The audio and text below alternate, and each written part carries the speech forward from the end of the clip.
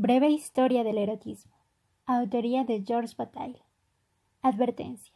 No sería justo buscar en la obra de Bataille una coherencia sistemática que rechazó expresamente al afirmar el carácter fragmentario de lo que podemos llamar en un sentido descriptivo su obra.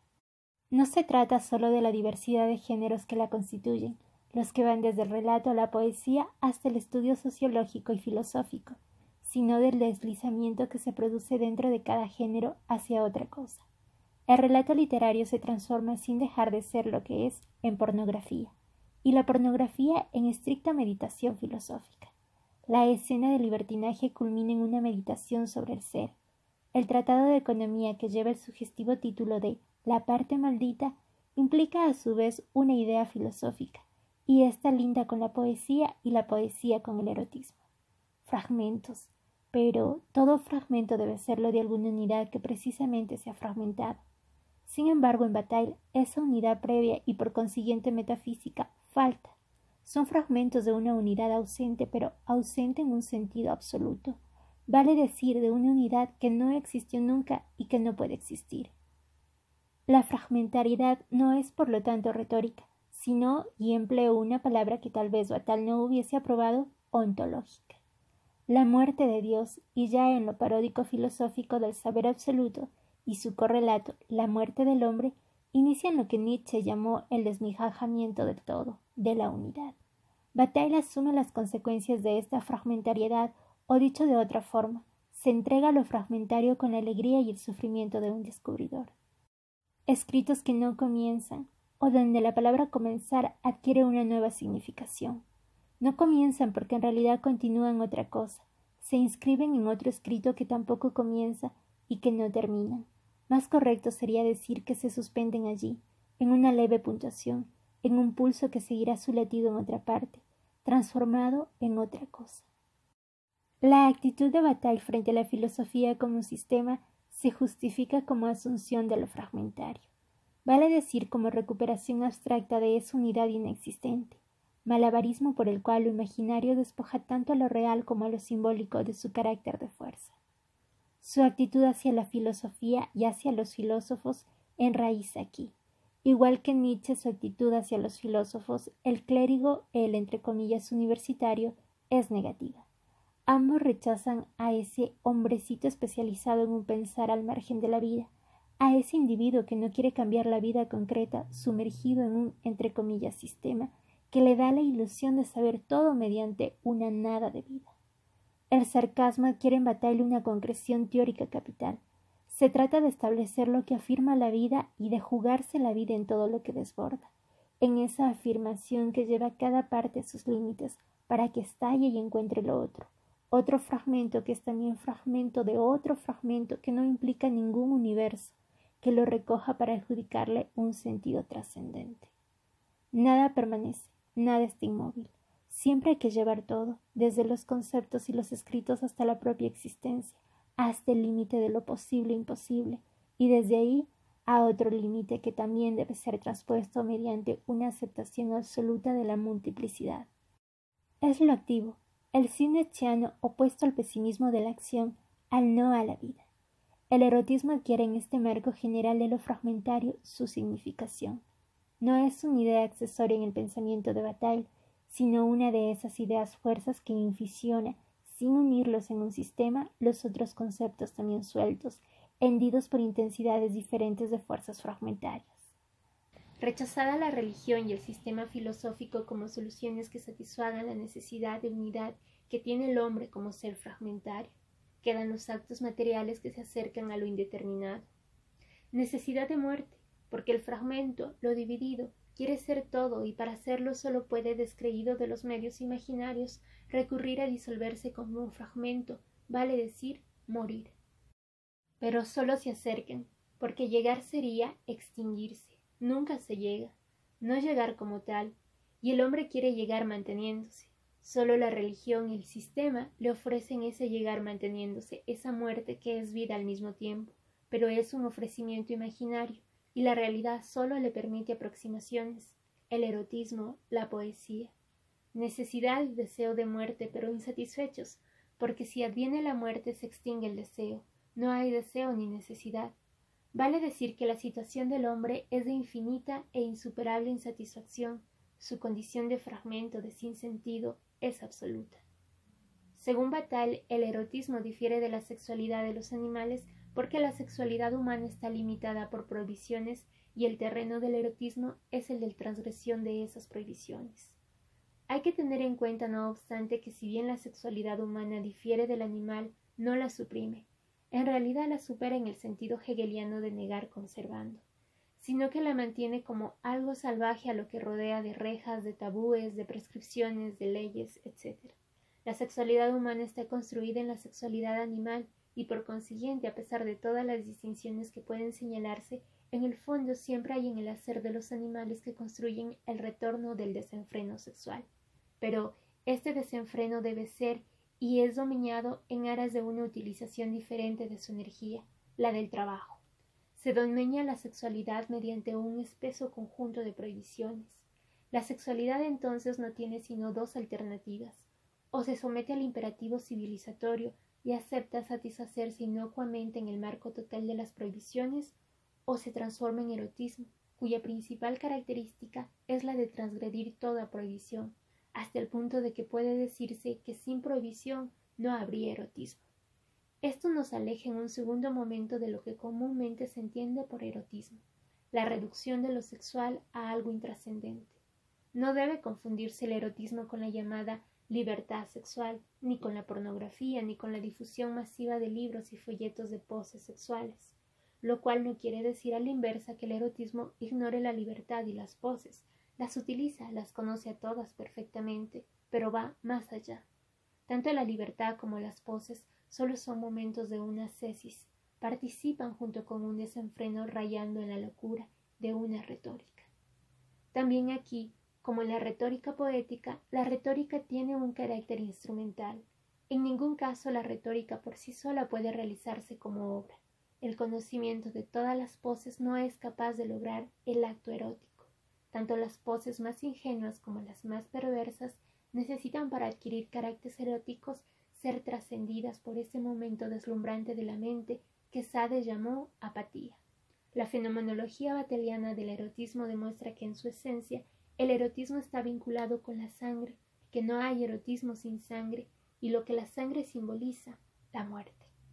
De ahí la frase que repite insistentemente: el erotismo es la aprobación de la vida hasta en la muerte. El erotismo surge de la dialéctica entre lo continuo, ser, y lo discontinuo, el sujeto, que experimenta el deseo de continuidad, que no puede sino ser deseo de muerte.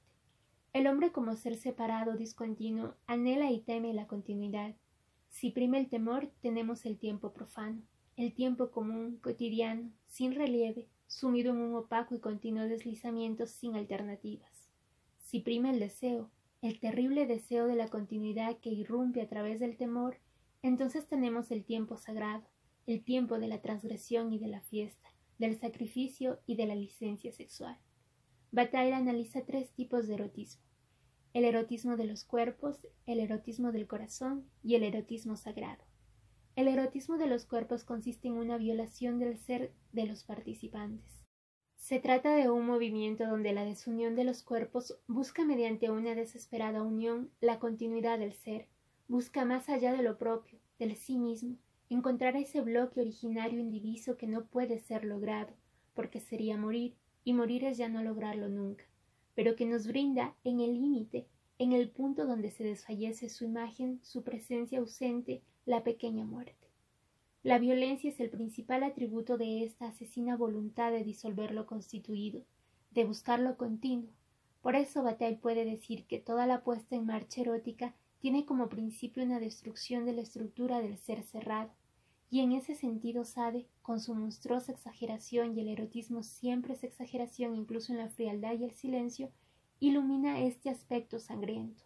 La desnudez, la obscenidad, las figuras del desenfreno. Pienso en la filosofía en el tocador. El sadismo y el masoquismo son formas que adquiere esta soberana voluntad expresiva del deseo de muerte. El erotismo del corazón consiste en la búsqueda de la unidad rota por la discontinuidad mediante la pasión amorosa. Es también, por supuesto, la búsqueda de un imposible, De allí que lo que distingue la pasión es un halo de muerte. Se trata de unirse al ser amado. Se necesita tanto ser amado que es el único puente posible para salir de la angustiante soledad del ser humano, que ante la sola idea de perderlo surge el fantasma de la muerte como una realidad imperiosa.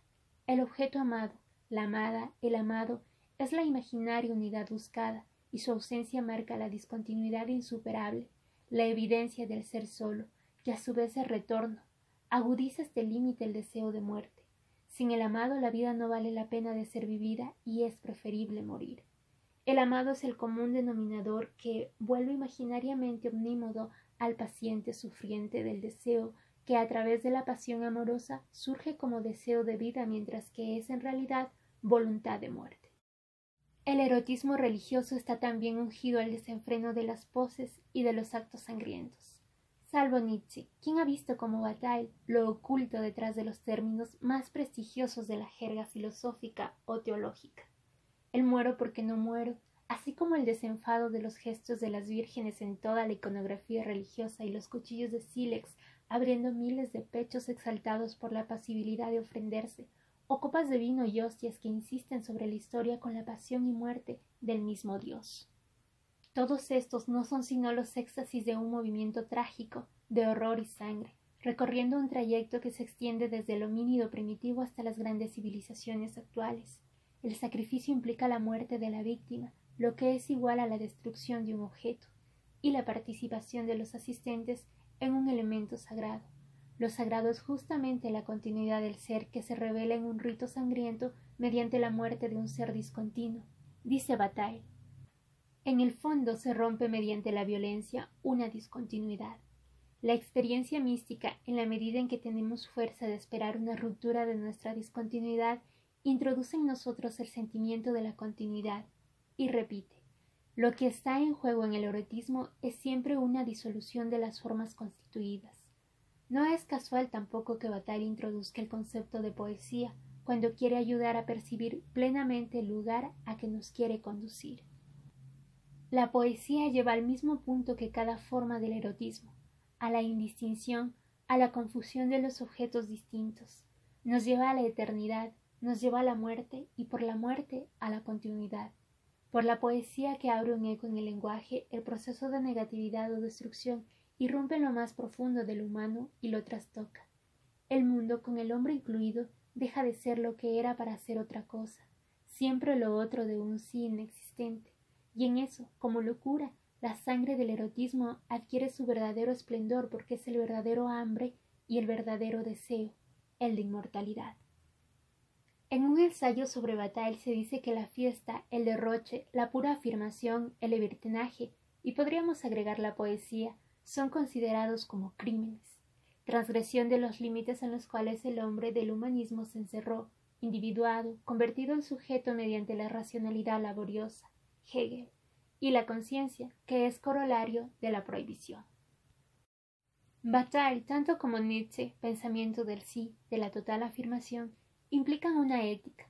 En el fondo la idea del eterno retorno que desde un punto de vista científico y ontológico se ha demostrado tal vez inconsistente, adquiere todo su valor cuando se le entiende como una coacción cósmica hacia el acto, hacia la creación del superhombre. Vive como si a cada uno de tus actos tuvieras que vivirlo eternamente. Ninguna moral ha encontrado un fundamento más exigente que este. El eterno retorno es así, por una parte, la construcción imaginaria del acto moral, eterno retorno de lo mismo. Quiere el instante, quiérelo a muerte, atrévete a repetirlo porque lo aceptas en su eterna repetición. Y por la otra, pero articulada, el instante donde desaparece la ontología clásica. De allí la crítica a la verdad, al sujeto, etc., temas centrales de Nietzsche y que en su beta más honda se sustentan en este pensamiento trágico de la circularidad. También Bataille afirma el sí, no se deja engañar por las teorías, por las filosofías, por las ciencias, las asimila, las recorre no como una galería de muertos, sino fragmentándolas, rescatando los coágulos que le hablan en su lenguaje, montándolas en un único discurso revolucionario, sin autor, poniéndolas a prueba en el sexo de una muchacha ebria que de golpe adquiere un sentido horroroso, entre comillas divino, como Madame Edward. Es como si hubiera que recoger todo para arrojarlo a la calle, no para conservarlo en un museo, sino para arrojarlo en un basural, en un prostíbulo o un manicomio. Una, entre comillas, ética que se reserva, que no pretende volverse catecismo para adoctrinar a las masas. Una ética sin masas, en el silencio, hecha sobre la base pura e insoslayable de la transgresión. Leer a Bataille implica, y esto lo señalo expresamente, una experiencia destinada a conmovernos, a convertirnos en agentes de una fuerza que, si bien es de una tétrica, sombría y extenuante tristeza, como dice Nietzsche, es la única fuerza del sí, de la alegría que quiere eternidad. Breve historia del erotismo. Primera parte. El comienzo. El nacimiento de Eros. 1. La conciencia de la muerte. El erotismo, la muerte y el diablo. La simple actividad sexual es diferente del erotismo. La primera se da en la vida animal y solo la vida humana muestra una actividad que define tal vez un aspecto entre comillas diabólico al cual conviene el nombre de erotismo. Es verdad que diabólico se vincula con el cristianismo. No obstante, según todas las apariencias, y aun cuando el cristianismo era algo lejano, la más antigua humanidad conoció el erotismo. Los documentos de la prehistoria son sorprendentes. Las primeras imágenes de los hombres, pintadas en las paredes de las cavernas, tienen el sexo erguido. No tienen nada estrictamente diabólico, son prehistóricas, y en ese tiempo el diablo, a pesar de todo.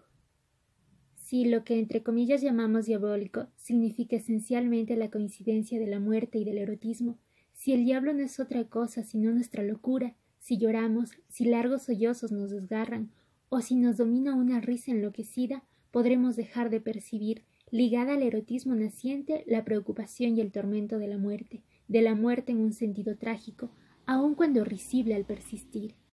Aquellos que la mayoría de las veces se representaron en estado de erección sobre las paredes de sus cavernas no diferían de las bestias únicamente a causa del deseo que de esta manera estaba asociado, en principio, a la esencia de su ser.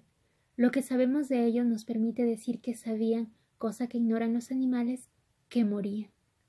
Desde muy antiguo los hombres tuvieron un conocimiento temeroso de la muerte. Las imágenes de los hombres con el sexo erguido datan del Paleolítico superior. Se cuentan entre las más antiguas figuraciones, precediéndonos en 20 o 30.000 años. Pero las más antiguas sepulturas que corresponden a ese conocimiento angustiado de la muerte son sumamente anteriores.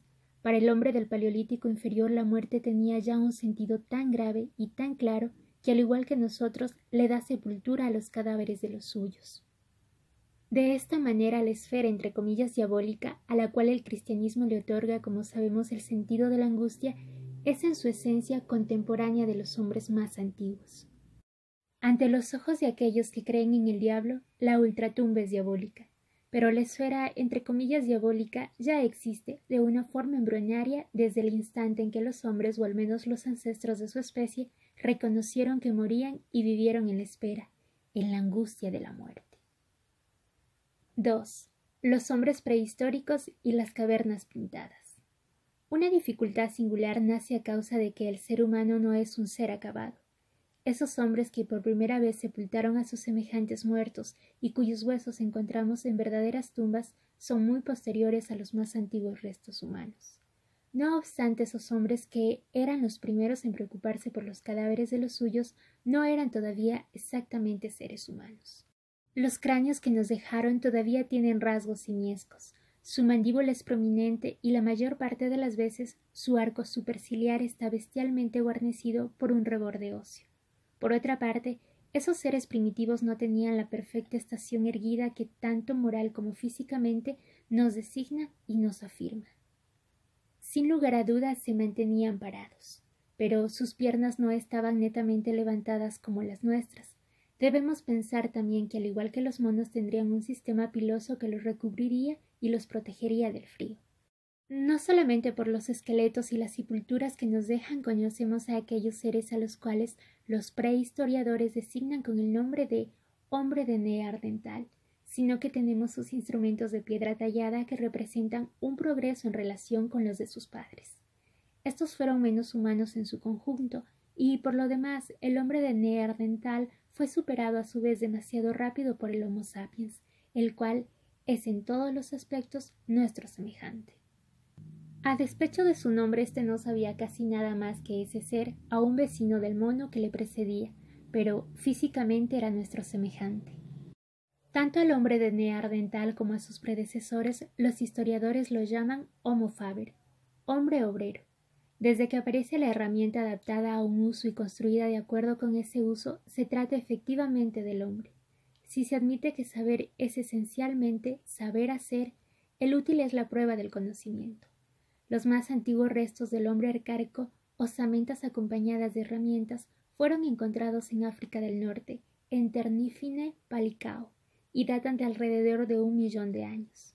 Pero el tiempo en que la muerte se vuelve consciente, señalado por las primeras sepulturas, tiene ya un inmenso interés, en particular en el plano del erotismo. Su fecha es mucho más tardía. En principio se trata de 100.000 años antes de nosotros. Por último, la aparición de nuestro semejante, de aquel cuyo esqueleto establece sin equívoco la pertenencia a nuestra especie, si no se tienen en cuenta los restos de osamentas aisladas, sino de tumbas numerosas y ligadas a toda una civilización. Ese nos remite como máximo a una antigüedad de 30.000 años. 30.000 años, y esta vez no se trata de restos humanos ofrecidos por las excavaciones a la ciencia, a la prehistoria, que los interpreta y que necesariamente desecha. Se trata de signos resplandecientes, de signos que alcanzan la sensibilidad más profunda. Esos signos poseen, por último, la fuerza para conmover y, sin duda alguna, en el futuro ya nunca dejarán de turbarnos. Esos signos son las pinturas que los hombres más antiguos dejaron sobre las paredes de las cavernas donde debieron celebrar sus ceremonias encantatorias. Hasta la aparición del hombre del Paleolítico Superior, al que la prehistoria designó con un nombre poco justificado de Homo sapiens, el hombre de los primeros tiempos solo es aparentemente un intermediario entre el animal y nosotros. En su oscuridad, este ser necesariamente nos fascina, pero en su conjunto los restos que nos deja no agregan nada a esta fascinación informe. Aquello que sabemos de él y que nos interesa interiormente no se dirige en primer término a la sensibilidad. Si de sus costumbres fúnebres extraemos la conclusión de que tenía conciencia de la muerte, esta conclusión solo interesa inmediatamente a la reflexión. Mas al hombre del Paleolítico Superior, al que la historia ha designado como el hombre de Homo sapiens, lo conocemos actualmente por signos que no solo nos impresiona por una excepcional belleza, sus pinturas son a menudo maravillosas, sino que aún llegan hasta nosotros por el hecho de que nos ofrecen el testimonio múltiple de su vida erótica.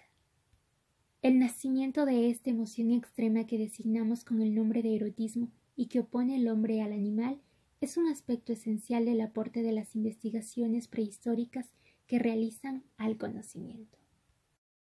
3. El erotismo está ligado al conocimiento de la muerte. El paso del hombre todavía un poco siemesco de Neandertal a nuestro semejante, ese hombre acabado cuyo esqueleto en nada difiere del nuestro y del cual las pinturas o los grabados en los que figura nos hacen saber que había perdido el abundante sistema piloso del animal, fue aparentemente decisivo. Hemos visto que el hombre velludo de Neandertal tenía conocimiento de la muerte, y es a partir de ese conocimiento que opone la vida sexual del hombre a la del animal que aparece el erotismo. El problema no ha sido planteado.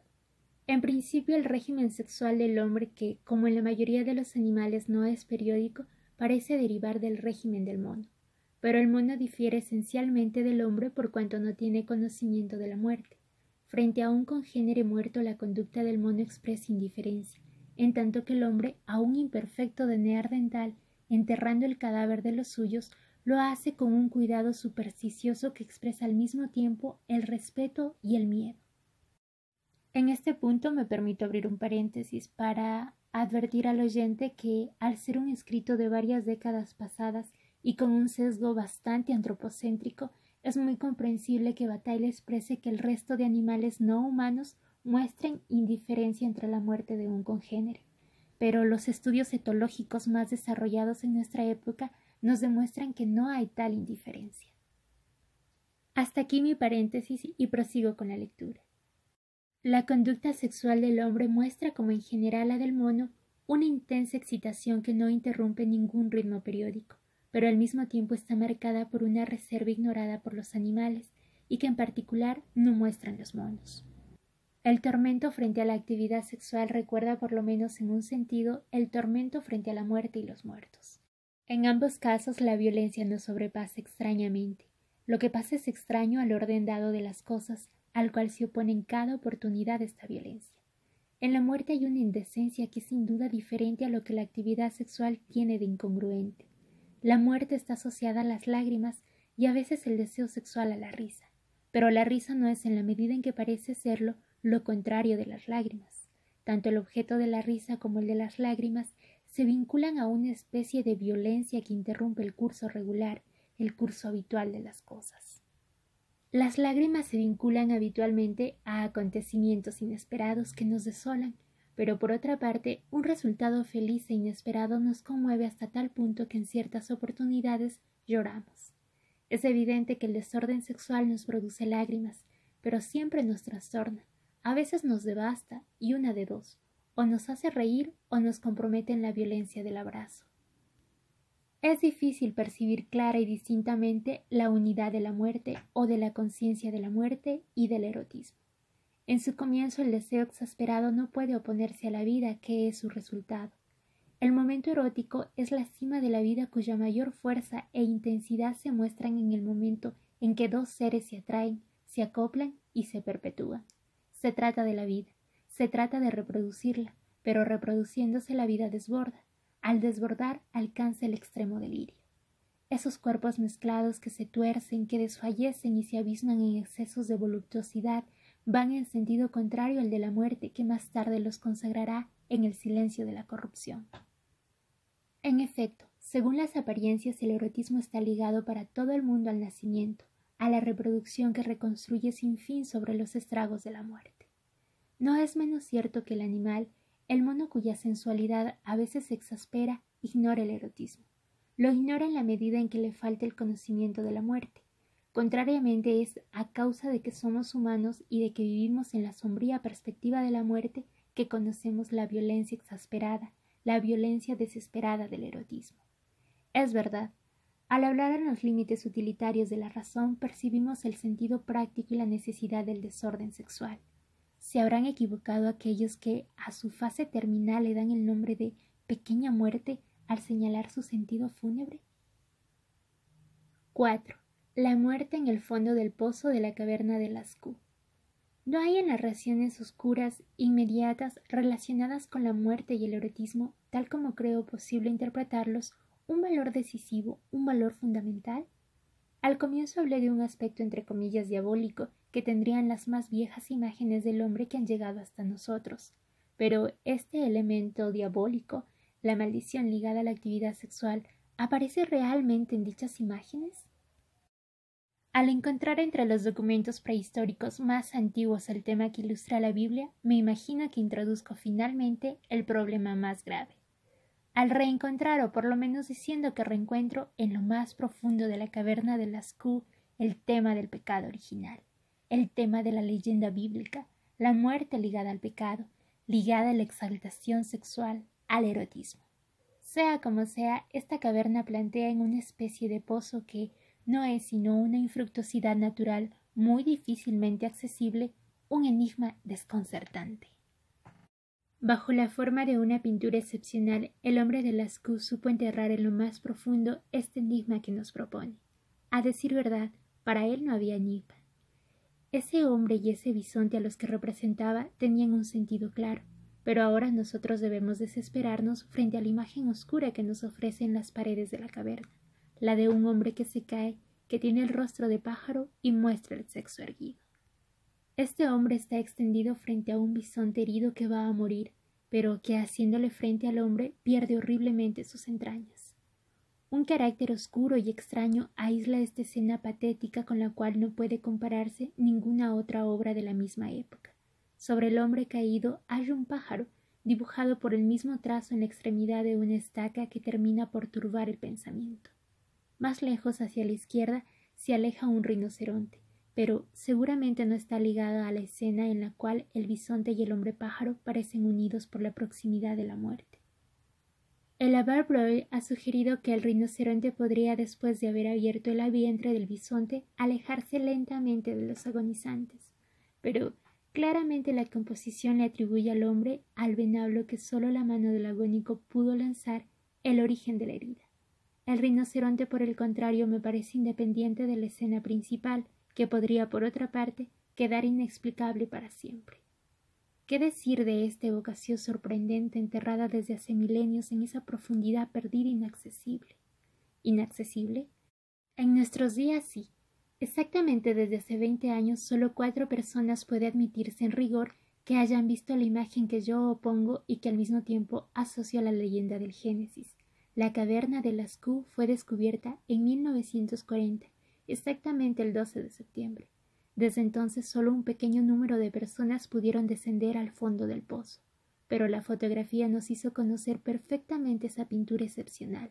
Dicha pintura, lo repito, evoca a un hombre con cabeza de pájaro, tal vez muerto, caído en todo caso frente a un bisonte en agonía y que se abandona a la furia. En una obra sobre la caverna de Lascaux escrita hace 6 años me prohibí explicar personalmente esta escena sorprendente.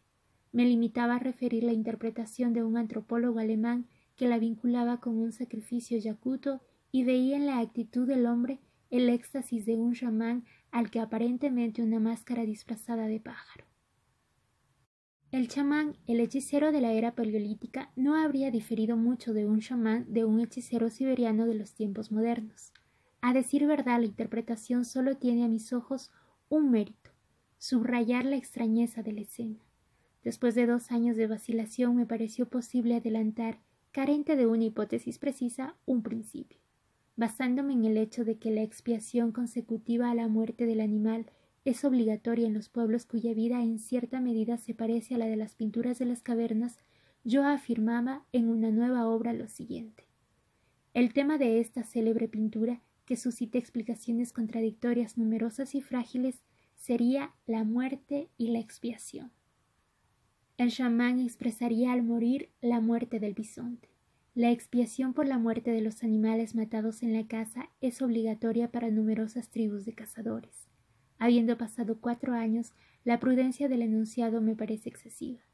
La afirmación carente de comentarios tenía poco sentido. En 1957 todavía me limitaba a decir lo siguiente. Por lo menos esta manera de ver tuvo el mérito de sustituir la evidentemente pobre interpretación mágica utilitaria de las imágenes de las cavernas, por una interpretación religiosa más en acuerdo con un carácter de juego supremo. Fin de la cita. Actualmente me parece esencial ir más lejos. En ese nuevo libro el enigma de Lascaux no ocupará todo el lugar, pero será por lo menos a mis ojos el punto desde el cual partiré. Es por ese motivo que me esforzaré por demostrar el sentido de un aspecto del hombre al que es en vano descuidar u omitir, y al cual el nombre de erotismo designa. Capítulo 2. El trabajo y el juego. 1. El erotismo, el trabajo y la pequeña muerte. Primeramente debo retomar las cosas desde lejos. Sin lugar a dudas podría hablar del erotismo en detalle sin tener que hablar del mundo en que se realiza. Me parecía vano, sin embargo, hablar del erotismo independientemente de su nacimiento, de las condiciones primeras en las cuales nos es dado. Solo el nacimiento del erotismo a partir de la sexualidad animal ha puesto en juego lo esencial.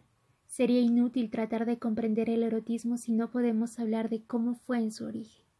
No puedo dejar de evocar en ese libro el universo del cual el hombre es el producto, el universo del cual es precisamente el erotismo quien lo desvía. Si para comenzar se considera la historia de los orígenes, el desconocimiento del erotismo entraña evidentes errores. Pero si queriendo comprender al hombre en general, quiero en particular comprender el erotismo, se me impone una primera obligación. Debo darle antes que nada el primer lugar al trabajo. Desde un extremo al otro de la historia, el primer lugar pertenece al trabajo. El trabajo es seguramente el fundamento del ser humano. Desde un extremo al otro de la historia, desde los orígenes, es decir, desde la prehistoria. Por otra parte, la prehistoria no es diferente de la historia, sino en razón de la pobreza de los documentos que la fundan, pero es necesario decir que sobre este punto fundamental, los documentos más antiguos y más abundantes conciernen al trabajo. En rigor encontramos osamentas, tanto de los hombres como de los animales que cazaban y de los cuales, en principio, se alimentaban. pero son los instrumentos de piedra los documentos más numerosos entre aquellos que nos permiten introducir un poco de luz en nuestro pasado más lejano. Las investigaciones de los prehistoriadores nos ofrecen innumerables piedras talladas cuyo emplazamiento nos da, la mayoría de las veces, su edad relativa. Dichas piedras fueron trabajadas para responder a un uso. Unas sirvieron de armas y otras de herramientas. Eran necesarias al mismo tiempo para la fabricación de armas. Por ejemplo, queues de poing, hachas, venablos, puntas de flecha, que podían ser de piedra, pero para las cuales los huesos de los animales muertos muchas veces ofrecían la materia prima. Es el trabajo el que desgaja al hombre de la animalidad inicial. Por medio del trabajo el animal se vuelve humano. El trabajo fue antes que nada el fundamento del conocimiento y de la razón. La fabricación de los instrumentos y de las armas fue el punto de partida de esos primeros razonamientos que humanizaron al animal que éramos. El hombre, manipulando la materia, supo adaptarla al fin que le asignaba. Pero esta operación no solo cambia la piedra, a la cual los fragmentos que le arrancaba le daban la forma deseada. El hombre se cambia a sí mismo. Evidentemente fue el trabajo quien hizo de él un ser humano, el animal razonable que somos. Pero si es cierto que el trabajo es el origen y la clave de la humanidad, a la larga los hombres, a partir del trabajo, se alejaron totalmente de la animalidad. Se alejaron de ella particularmente en el plano de la vida sexual. Primero habían adaptado su actividad en el trabajo a la utilidad que le asignaban, pero no fue solamente en el plano del trabajo que se desarrollaron, fue en el conjunto de su vida que hicieron responder sus gestos y su conducta al fin perseguido. La actividad sexual de los animales es instintiva. El macho que busca a la hembra y la cubre responde solo a la agitación instintiva. Pero habiendo accedido por medio del trabajo a la conciencia del fin perseguido, los hombres se alejaron por lo general de la pura respuesta instintiva, discerniendo el sentido que dicha respuesta tenía para ellos. Para los primeros hombres que tuvieron conciencia, el fin de la actividad sexual no debió ser el nacimiento de los hijos, sino el placer inmediato que resultaba de ella. El movimiento instintivo iba en el sentido de la asociación de un hombre y una mujer con vistas a la alimentación de los hijos, pero en los límites de la animalidad esta asociación solo tenía sentido luego de la procreación. La procreación no era al principio un fin consciente. En su origen, cuando el momento de la unión sexual respondió humanamente a la voluntad consciente, el fin que se daba era el placer, era la intensidad, la violencia del placer. En los límites de la conciencia, la actividad sexual respondía en primer término a la búsqueda calculada de transportes voluptuosos. Inclusive en nuestros días existen poblaciones arcaicas que ignoran la relación necesaria entre la unión voluptuosa y el nacimiento de los hijos. Humanamente, tanto la unión de los amantes como de los esposos no tiene al principio más que un sentido, y este es el deseo erótico. El erotismo difiere del impulso sexual animal por cuanto significa en principio y de igual manera que el trabajo, la búsqueda consciente del fin que es la voluptuosidad. Este fin no es, como sucede en el trabajo, el deseo de una adquisición, de un acrecentamiento. Únicamente el hijo representa una adquisición, pero el primitivo no ve la adquisición efectivamente benéfica del hijo como resultado de la unión sexual. Para el hombre civilizado, la venida al mundo del hijo ha perdido el sentido benéfico, materialmente benéfico, que tenía para el salvaje. Es cierto que en nuestros días la búsqueda del placer considerado como un fin es a menudo mal juzgada. No se adapta a los principios sobre los que se funda la actividad sexual actualmente. En efecto, la búsqueda voluptuosa que no es condenada no por eso deja de ser considerada de manera tal que, dentro de nuestros límites, es mejor no hablar de ella. No obstante, una reacción que a primera vista no es justificable, no por eso deja de ser menos lógica. En una reacción primitiva que por otra parte no deja de actuar, la voluptuosidad es el resultado previsto del juego erótico. Pero el resultado del trabajo es la ganancia. El trabajo enriquece. Si el resultado del erotismo es considerado en la perspectiva del deseo, con independencia del posible nacimiento de un hijo, es una pérdida, a la cual responde la expresión paradojalmente válida de pequeña muerte. La pequeña muerte tiene pocas cosas que ver con la muerte, con el frío horror de la muerte. Mas, ¿desaparece la paradoja cuando está en juego el erotismo? El hombre, a quien la conciencia de la muerte opone al animal, también se aleja de éste en la medida en que el erotismo sustituye el instinto ciego de los órganos por el juego voluntario, por el cálculo del placer. 2. Las cavernas 2 veces mágicas. Los sepulcros del hombre de Neandertal tienen para nosotros una significación fundamental. Testimonian sobre la conciencia de la muerte, sobre el conocimiento de un hecho trágico, que el hombre podía y debía zozobrar en la muerte. Pero solo estamos seguros del paso de la actividad sexual instintiva al erotismo en el periodo en que aparece nuestro semejante, ese hombre del Paleolítico superior que fue el primero en no ser físicamente inferior a nosotros y que tal vez es necesario suponerlo así, pudo disponer de recursos mentales análogos a los nuestros. Nada prueba tampoco, sino por el contrario, que ese hombre antiguo tuviera en relación a nosotros la inferioridad, por otra parte, superficial de aquellos que a veces llamamos salvajes o primitivos. Las pinturas de su tiempo, que por otra parte son las primeras conocidas, ¿no son a veces comparables a las obras maestras de nuestros museos? El hombre de Neandertal todavía tenía, en oposición a lo que somos nosotros, una inferioridad manifiesta.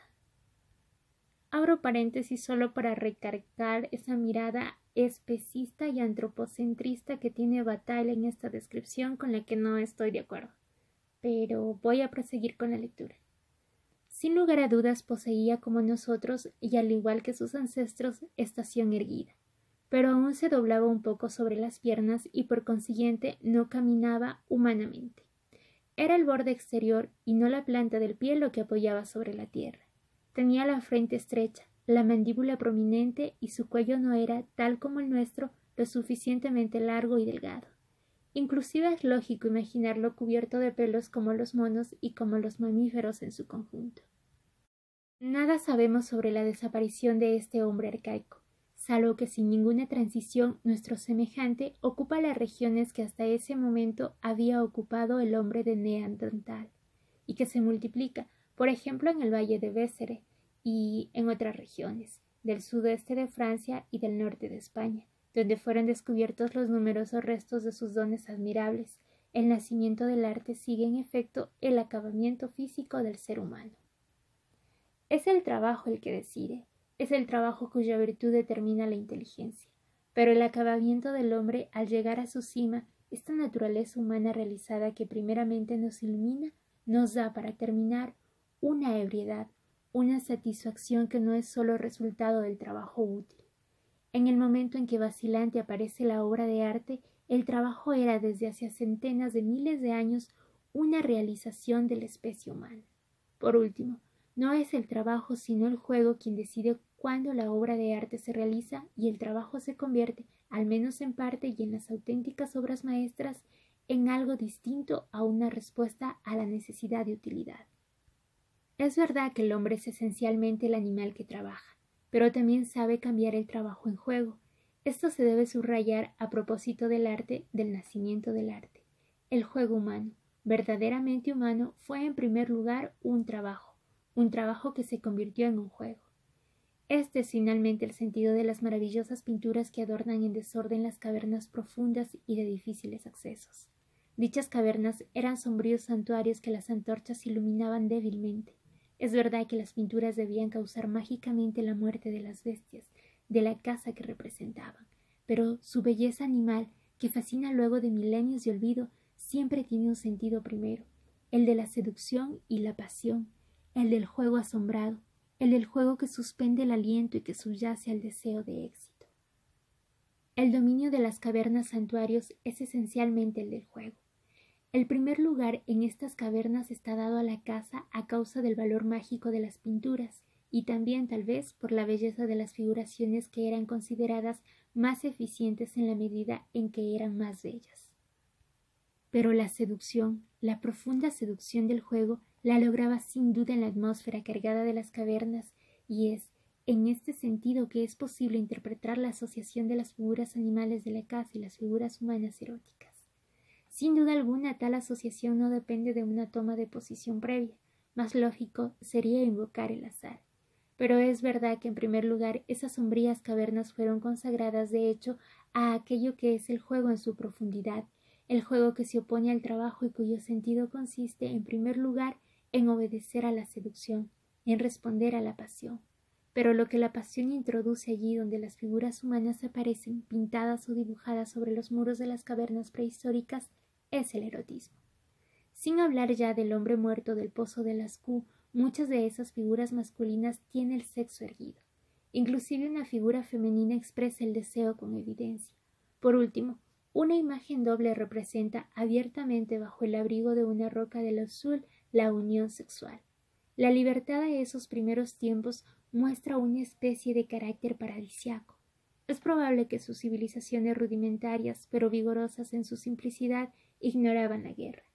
La de los esquimales de la actualidad, que las ignoraban antes de la llegada de los blancos, no tiene las virtudes esenciales, no tiene la suprema virtud de la aurora. Pero el clima de la Dordogne prehistórica era semejante al de las regiones árticas donde viven los esquimales actualmente, y el humor de fiesta de los esquimales no fue sin duda extraño al de aquellos que fueron nuestros lejanos ancestros. Los esquimales respondían a los pastores que querían oponerse a su libertad sexual, que hasta ese momento ellos habían vivido libre y alegremente, de una manera semejante a la de los pájaros que cantan. Sin duda alguna el frío es menos contrario a los juegos del erotismo que los que nosotros imaginamos en los límites del confort actual. Los esquimales lo prueban. De igual manera, sobre las altas mesetas del Tíbet, cuyo clima polar conocemos, los habitantes son sumamente afectos a estos juegos.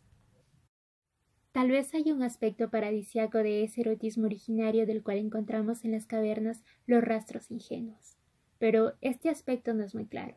Lo claro es que a su ingenuidad infantil se opone una cierta gravedad, trágica sin duda, al mismo tiempo y desde el comienzo cómica, porque el erotismo y la muerte están ligados. Al mismo tiempo la risa y la muerte, la risa y el erotismo están ligados. En lo más profundo de la caverna de Lascaux ya vimos el erotismo ligado a la muerte.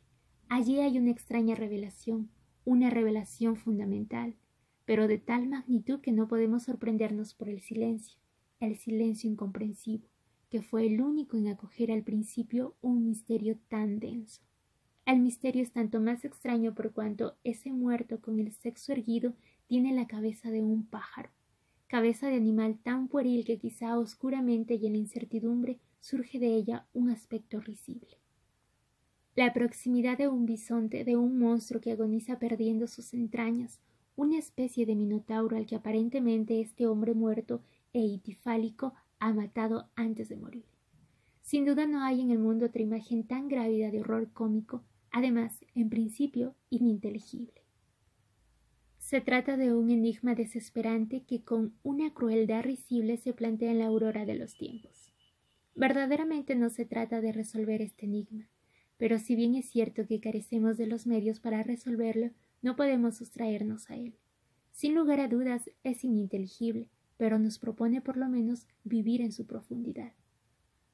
Nos exige, siendo la primera exigencia planteada humanamente, que descendamos al fondo del abismo abierto en nosotros por el erotismo y la muerte. Nadie sospechaba el origen de las imágenes animales vistas al azar en ciertas galerías subterráneas. Desde hacía milenios las cavernas prehistóricas y sus pinturas habían en cierta manera desaparecido. Un silencio absoluto se eternizaba en ellas. Inclusive al finalizar el siglo pasado, nadie habría imaginado la delirante antigüedad de aquellas que el azar había mostrado.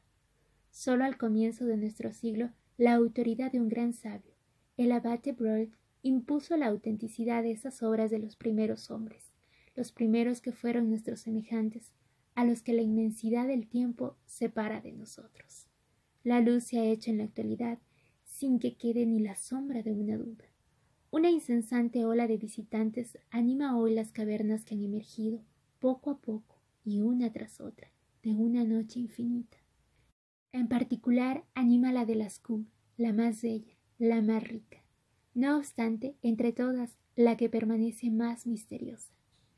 Efectivamente, en la afructuosidad más profunda de esta caverna, la más profunda y también la más inaccesible, en el fondo de una afructuosidad de tan difícil acceso que se la designa con el nombre de pozo, nos encontramos frente a la más sorprendente y extraña de las educaciones.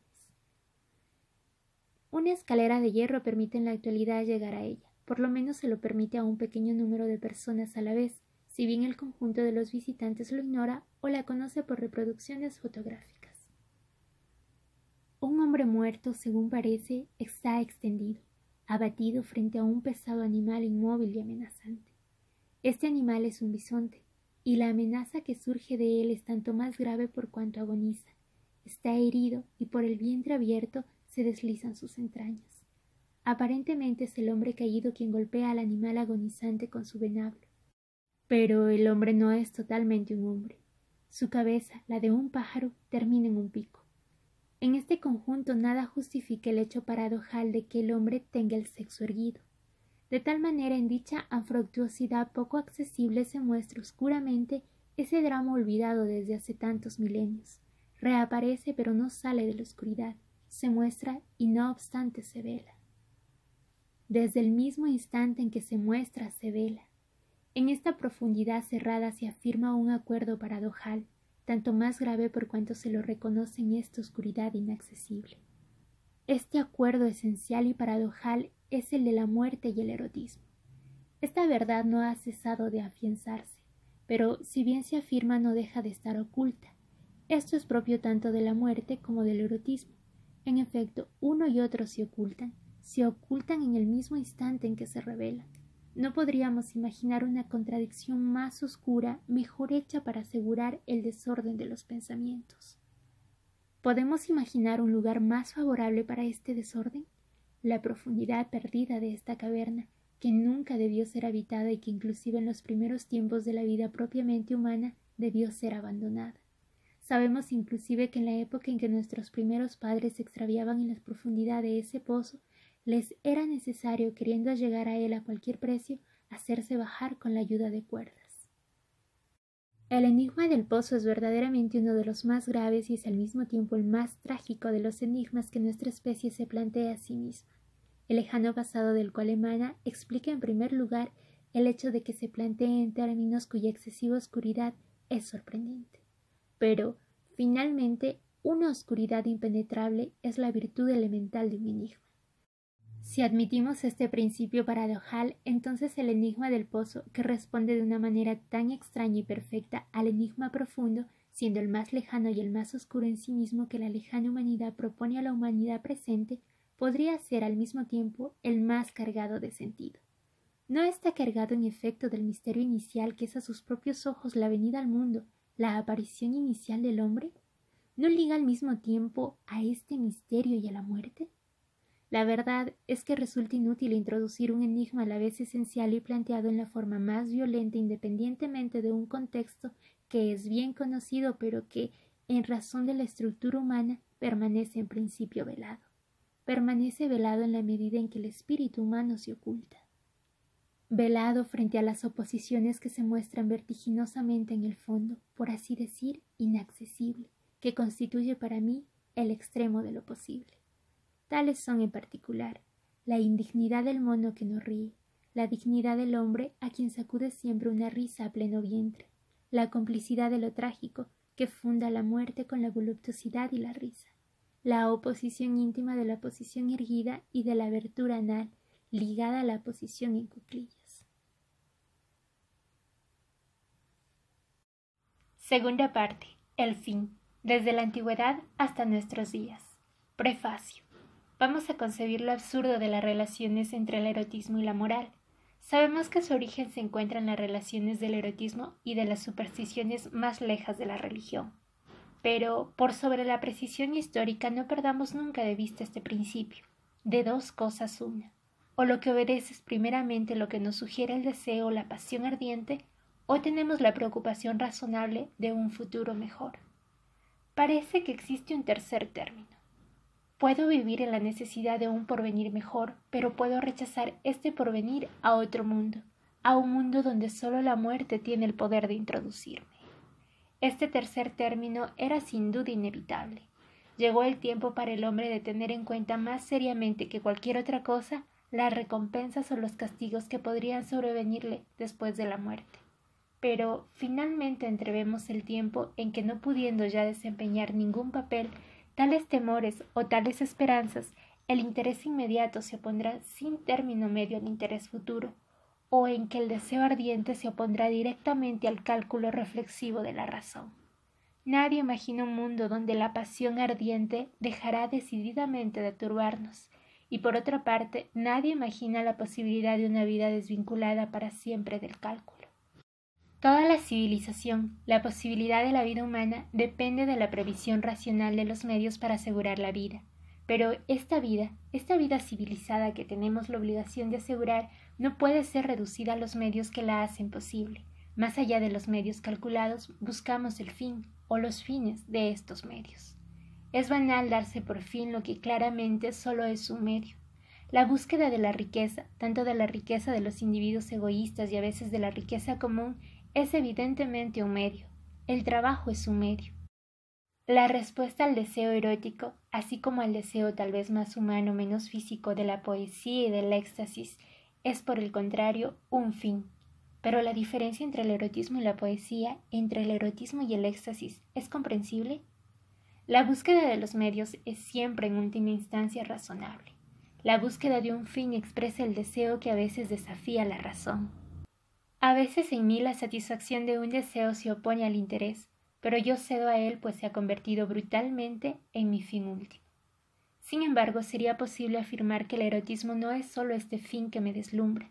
No lo es en la medida en que su conciencia puede ser el nacimiento de un hijo, pero solo los cuidados que necesitarán los niños tienen humanamente valor de utilidad. Nadie confunde la actividad erótica de la que puede resultar el nacimiento de un niño y ese trabajo útil sin el cual finalmente los niños sufrirían y morirían.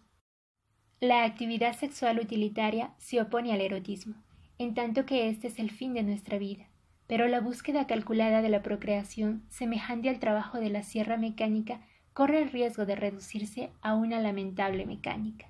La esencia del hombre, dada en la sexualidad, que es el origen y el comienzo del mismo, le plantea un problema cuya única salida es la locura. Esta locura está dada en la pequeña muerte. ¿Puedo vivir plenamente la pequeña muerte? ¿Puedo pregustar en ella la muerte final? La violencia de la alegría espasmódica está profundamente en mi corazón. Esta violencia es al mismo tiempo, tiemblo al decirlo, el corazón de la muerte. Se abre en mí. La ambigüedad de esta vida humana es la del reír loco y la de los sollozos. Su causa está en la dificultad de acordar el cálculo razonable que la funda con las lágrimas, con ese reír horrible. El sentido de este libro es, en un primer momento, abrir la conciencia a la identidad de la pequeña muerte y de una muerte definitiva, de la voluptuosidad del delirio al horror sin límites. Es el primer momento, llevándonos al olvido de los infantilismos de la razón que nunca supo medir sus límites. Estos límites están dados por el hecho de que inevitablemente el fin de la razón, que excede a la razón, no es contrario a la superación de la razón. Mediante la violencia de la superación de la razón, capto en el desorden de mis risas y mis sollozos, en el exceso de los transportes que me abaten, la similitud del horror y de una voluptuosidad que me excede, del dolor final y de una insoportable alegría. 1. Dionisio o la antigüedad. El nacimiento de la guerra. Por lo general, los transportes a los cuales les damos el nombre de Eros tienen un sentido trágico. Este aspecto se ve particularmente en la escena del pozo, pero ni la guerra ni la esclavitud están ligadas a los primeros tiempos de la humanidad. La guerra parece haber sido ignorada antes del fin del Paleolítico superior.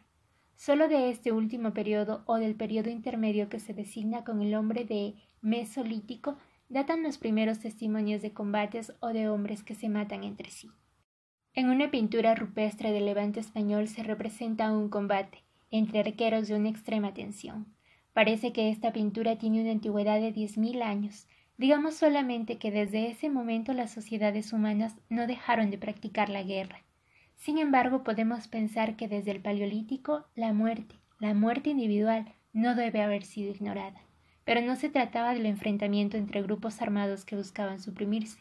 Aún en nuestros días la muerte individual es excepcionalmente practicada por los esquimales, quienes, al igual que los hombres del Paleolítico, son extraños a la guerra.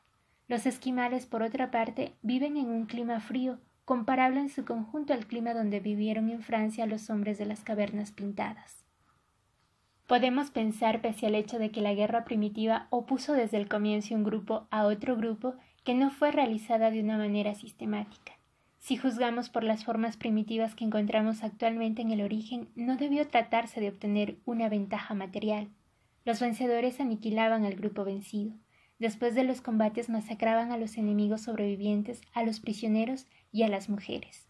Pero sin duda los niños de ambos sexos debieron ser adoptados, y una vez finalizada la guerra debieron ser tratados como sus propios hijos.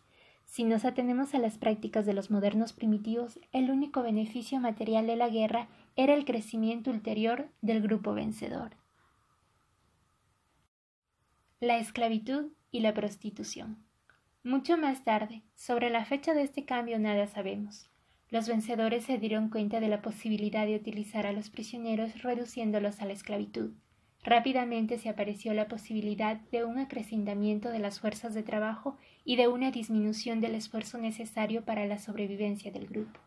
La agricultura y la ganadería, desarrolladas en las épocas neolíticas, se beneficiaron así de un aumento de la mano de obra que permitió la ociosidad relativa de los guerreros y la total ociosidad de sus jefes.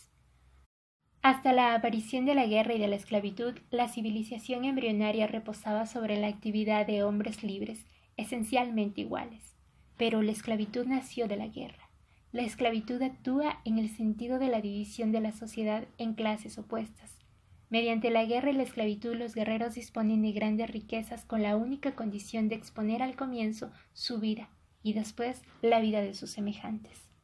El nacimiento del erotismo precede a la división de la humanidad en hombres libres y esclavos, pero en parte el placer erótico dependía de la condición social y de la posesión de las riquezas. En las condiciones primitivas el erotismo resultaba del encanto, del vigor físico y de la inteligencia de los hombres, así como de la belleza y la juventud de las mujeres. Para las mujeres resultaba decisiva su belleza y su juventud, pero la sociedad que se deriva de la guerra y de la esclavitud acrecienta la importancia de los privilegios. Los privilegios hicieron de la prostitución la vía normal del erotismo, sometiéndolo a la fuerza o la riqueza individual y condenándolo finalmente a la mentira. No debemos engañarnos. Desde la prehistoria a la antigüedad clásica, la vida sexual se desvió, se anquilosó a causa de la guerra y la esclavitud. El matrimonio se reservó la parte de la procreación necesaria. Esta parte era tanto más pesada cuanto la libertad de los machos tendió desde el comienzo a alejarlos de la casa. Recién en nuestros días finalmente la humanidad sale del atolladero. La primacía del trabajo. Finalmente aparece un hecho esencial. Al salir de la miseria paleolítica, la humanidad encontró males que debieron ignorarse en los primeros tiempos. La guerra data, es muy probable, del comienzo de los nuevos tiempos. En este sentido, nuestros conocimientos no son muy precisos, pero la entrada en escena de la guerra debió marcar la regresión de la civilización material. El arte del Paleolítico superior, que duró alrededor de 20.000 años, desapareció. Al menos desapareció de la región franco-cantábrica. En ningún lugar surgió algo tan grande y tan bello, al menos algo que no sea conocido. Al salir de su primitiva simplicidad, la vida humana eligió el camino maldito de la guerra ruinosa, de la guerra con consecuencias degradantes, de la guerra que lleva a la esclavitud y además a la prostitución. Desde los primeros años del siglo XIX, Hegel trató de demostrar que las repercusiones de la guerra que derivan de la esclavitud también tuvieron su aspecto benéfico. Según Hegel, el hombre actual tendría poco que ver con la aristocracia guerrera de los primeros tiempos. En principio, el hombre actual es el trabajador. Incluso los ricos y por lo general las clases dominantes trabajan, a menos trabajan moderadamente.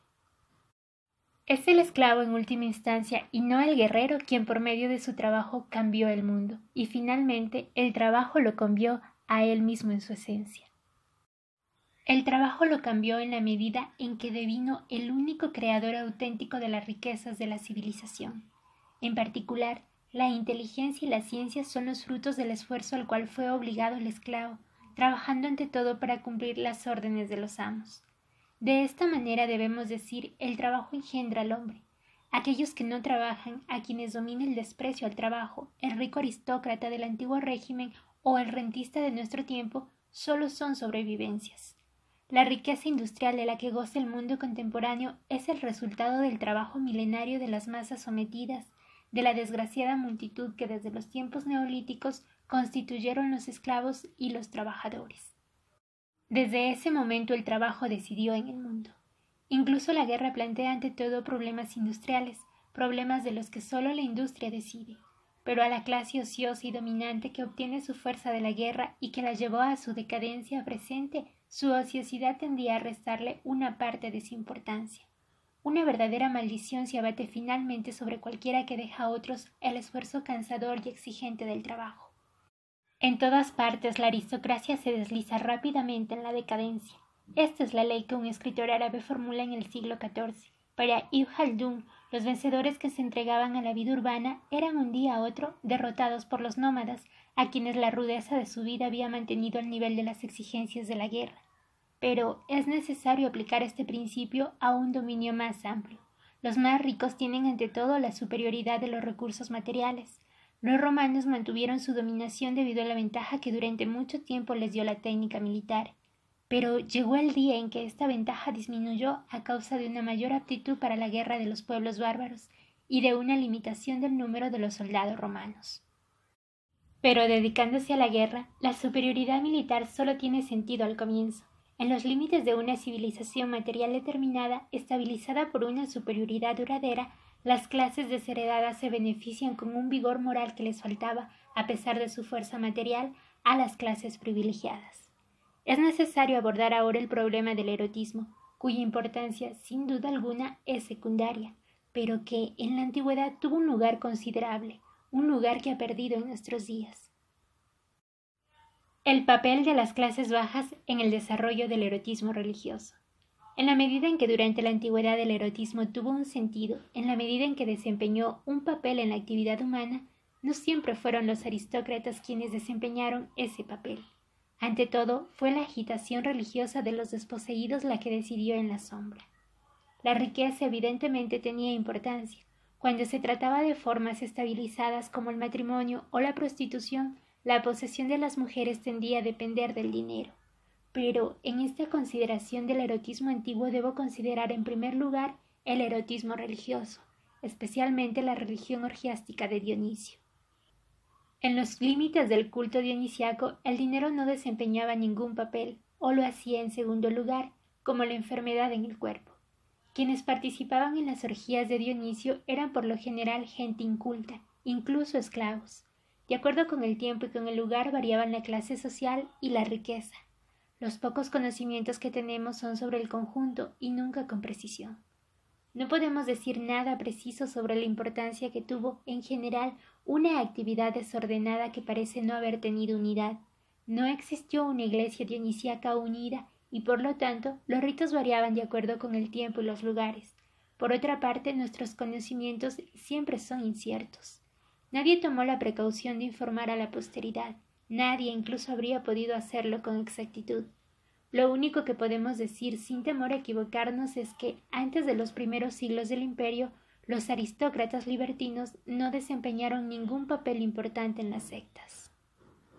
De acuerdo con lo que se conoce, el sentido de la práctica de las bacanales en Grecia en sus orígenes fue una superación del erotismo libertino. Ante todo, la práctica dionisíaca fue violentamente religiosa, fue un movimiento de exaltación, un movimiento de desenfreno. Pero este movimiento en su conjunto es tan mal conocido que los lazos entre el teatro griego y el culto de Dionisio son difíciles de precisar. No podemos asombrarnos si de todas maneras el origen de la tragedia parece ligado a este culto violento. Esencialmente el culto de Dionisio fue trágico. Al mismo tiempo fue erótico, fue un desorden delirante, pero sabemos que en la medida en que fue erótico fue trágico. En primer lugar fue trágico, y es en un horror trágico que el erotismo termina por hacerlo entrar. De la risa erótica a la prohibición. A partir del momento en que considera el erotismo, el espíritu humano se encuentra frente a su dificultad fundamental. El erotismo, en cierto sentido, es risible. La alusión erótica siempre tiene el poder de despertar la ironía. Incluso al hablar de las lágrimas de Eros sé que me presto a la risa. No por eso Eros es menos trágico. ¿Qué digo? Eros es ante todo el dios trágico. El Eros de los antiguos tenía un aspecto pueril, era representado como un niño. Pero ¿acaso el amor no es tanto más angustiante cuanto se presta a la risa? El fundamento del erotismo es la actividad sexual, pero esta actividad padece una prohibición. Es inconcebible, está prohibido hacer el amor, a menos de hacerlo en secreto. Pero si lo hacemos en secreto, la prohibición transfigura, ilumina lo que prohíbe con un resplandor siniestro y divino, ilumina en una palabra con un resplandor religioso. La prohibición da su valor propio a lo que prohíbe. Muchas veces, en el preciso instante de comprender la intención de la separación, me pregunto si por el contrario no he sido disimuladamente provocado. La prohibición da un sentido que en sí misma la acción prohibida no tenía. Lo prohibido compromete en la transgresión, sin la cual la acción no tendría el resplandor de maldad que seduce. Es la transgresión de lo prohibido la que hechiza. Pero este resplandor no es sólo el que se desprende del erotismo, también esclarece la vida religiosa cuando entra en acción la violencia total, en el instante cuando la muerte abre la garganta y termina la vida de la víctima. Sagrado. Las sílabas de esta palabra están cargadas de angustia. El peso que las carga es el de la muerte en el sacrificio. Nuestra vida está completamente cargada de muerte, pero en mí la muerte definitiva tiene el sentido de una extraña victoria. Me baña con su resplandor y abre en mí la risa infinitamente alegre, la de la desaparición. Sin estas pocas frases no me hubiera encerrado en el instante en que la muerte destruye al ser. Podría hablar de esta pequeña muerte donde, sin morir verdaderamente, me borraré en el sentimiento de un triunfo. El erotismo trágico. Finalmente, existe en el erotismo más de lo que estamos en un principio dispuestos a reconocer. Hoy todos reconocen que el erotismo es un mundo de mente cuya profundidad, más allá de sus formas etéreas, es infernal. Yo le di una forma lírica a esta idea que afirma la vinculación de la muerte y el erotismo, pero insisto, el sentido del erotismo, si se nos brinda en una profundidad abrupta, escapa a nuestra comprensión. En primer término, el erotismo es la realidad más conmovedora, pero simultáneamente es la más innoble. Incluso después del psicoanálisis, los aspectos contradictorios del erotismo aparecen de alguna manera como innumerables. Su profundidad es religiosa, es terrible, es trágica, incluso inconfesable. Sin duda en la misma medida en que es divina. En comparación con esta realidad simplificada que limita a los hombres en su conjunto, el erotismo es un dédalo espantoso donde quien se pierde debe temblar. El único medio de aproximarse a la verdad del erotismo es el temblor. Los hombres de la prehistoria lo sabían, pues ligaban su excitación a la imagen hundida en los pozos de la gruta de Lascaux. También lo sabían los partidarios de Dionisio, quienes la ligaban a su idea de las bacantes, las que, a falta de hijos, desgarraban con los dientes y devoraban cabritos vivos. El dios de la transgresión y de la fiesta, Dionisio. En este punto quiero explicarme sobre el sentido religioso del erotismo. El sentido del erotismo escapa a cualquiera que no comprenda su sentido religioso. Recíprocamente, el sentido de las religiones en su conjunto se le escapa a quien descuide su vinculación con el erotismo. Ante todo, me esforzaré por dar de la religión una imagen que, según mi parecer, responde a su principio, a su origen. Esta es la esencia de la religión, oponer a los otros, actos culpables, precisamente actos prohibidos.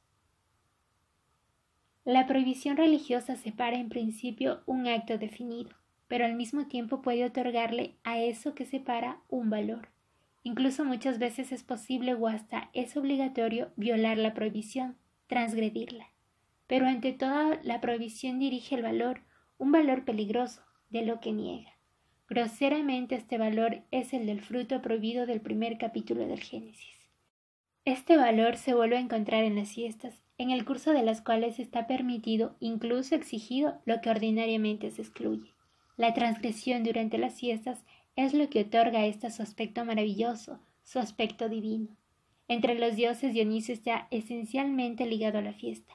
Dionisio es el dios de la fiesta, el dios de la transgresión religiosa. Por lo general se considera a Dionisio como el dios de la vid y de la ebriedad. Dionisio es un dios ebrio, un dios cuya esencia divina es la locura. Pero la locura como tal es de esencia divina. Divina quiere decir aquí, que niega la razón. Tenemos la costumbre de asociar la religión con la ley, con la razón, pero si consideramos lo que funda en su conjunto las religiones, deberemos rechazar este principio. La religión lo es en su base subversiva. Ella aparta de la observación de las leyes. Lo que gobierna es el exceso, el sacrificio, la fiesta cuya culminación es el éxtasis. El mundo dionisiaco. Al querer dar del erotismo religioso una imagen sorprendente, fue llevado a consideraciones de una extrema complejidad. El problema de las relaciones del erotismo y las religiones es tanto más oscuro cuando que las religiones actualmente se contentan con negarlas o excluirlas. Es banal afirmar que la religión condena el erotismo, puesto que en sus orígenes éste estaba asociado a la vida religiosa. El erotismo individualizado de nuestras civilizaciones modernas, en razón de su mismo carácter individual, no tiene nada que lo una a la religión, sino la condena final que se opone al sentido religioso del desorden erótico. Esta condena se inscribe en la historia de las religiones, figura en ellas negativamente, pero figura. Aquí abro un paréntesis obligado a remitir a otra obra el desarrollo al cual se vincula mi afirmación, que de hecho tiene un carácter filosófico inevitable. Llegó en efecto a un momento decisivo de la vida humana. Al separar el erotismo de la religión, los hombres la redujeron a la moral utilitaria. El erotismo, al perder su carácter sagrado, se volvió inmundo.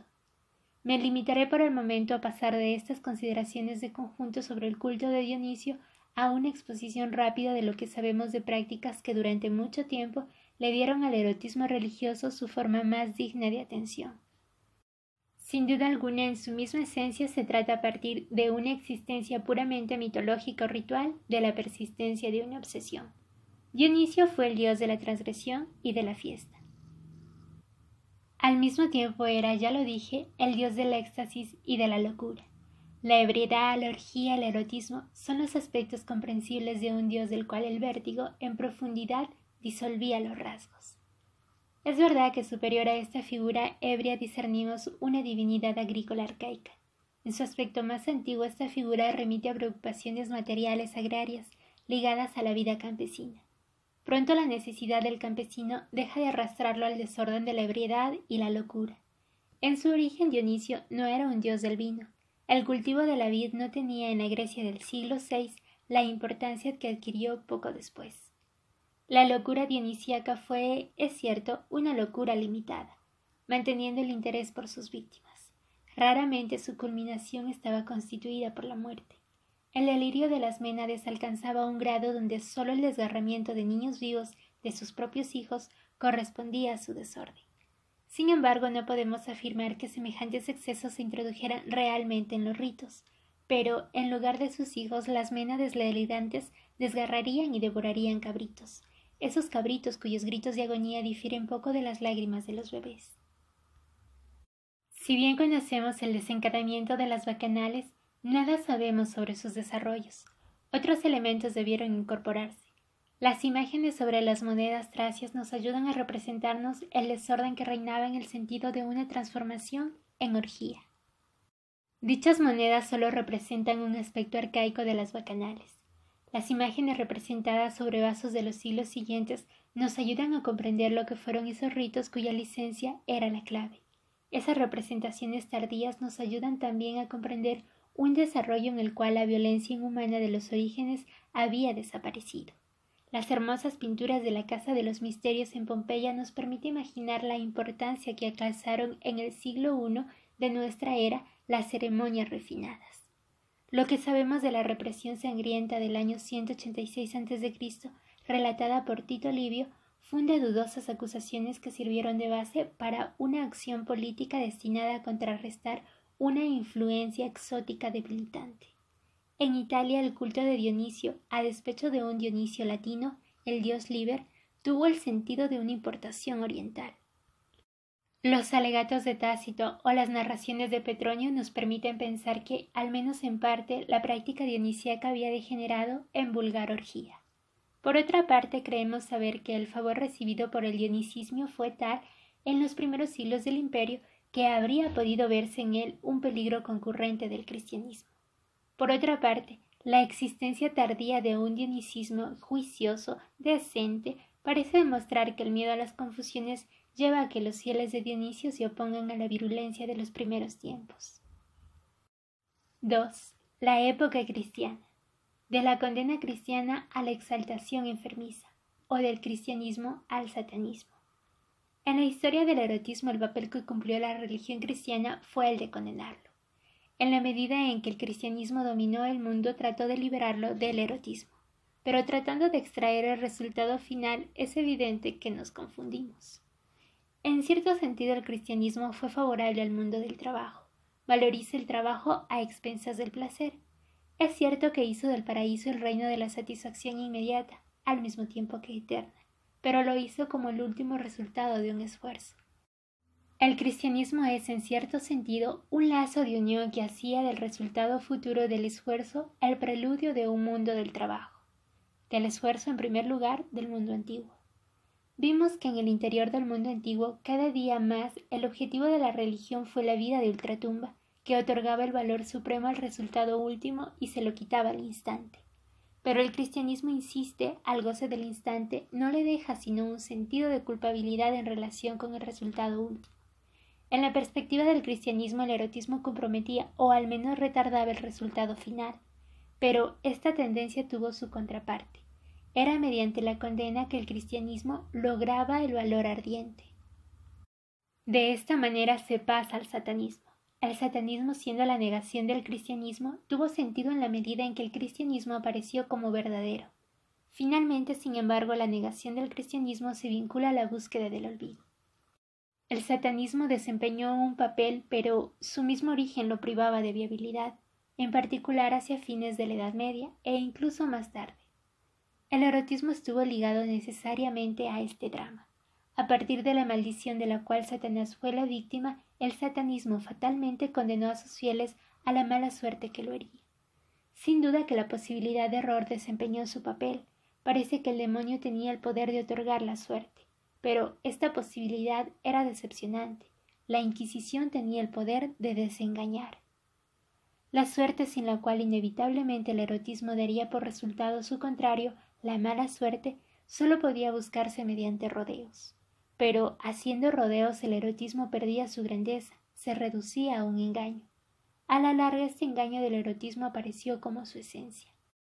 El erotismo dionisiaco era una afirmación. Como todo erotismo en parte era sádico, pero en este engaño relativo la afirmación tenía que dar rodeos. La reaparición del erotismo en la pintura. La Edad Media da su lugar al erotismo en la pintura, pero relegándolo al infierno. Los pintores de esa época trabajaban para la Iglesia y para la Iglesia el erotismo era pecado. El único aspecto bajo el cual el pintor podía introducirlo era el de la condena. Solo las representaciones del infierno, en rigor las imágenes repugnantes del pecado, permitieron darle un lugar. Las cosas cambiaron a partir del Renacimiento.